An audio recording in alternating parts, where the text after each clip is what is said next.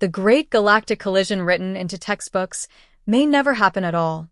Andromeda is about 2.5 million light-years away, and it really is approaching the Milky Way.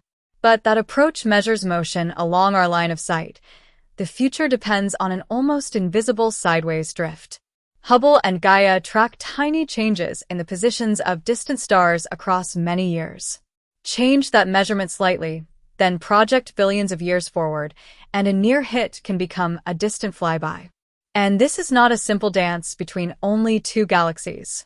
Triangulum, M33, pulls Andromeda one way, while the Large Magellanic Cloud changes the Milky Way's motion. A peer-reviewed 2025 study found that, in the full model, the chance of no merger within 10 billion years is close to 50%. So the most accurate answer today is not inevitable collision, but an open future. In a distant flyby, the spiral disks would be stretched, yet the galaxies could continue on separate paths. If they pass close enough, their vast dark matter halos overlap, and dynamical friction slowly removes orbital energy.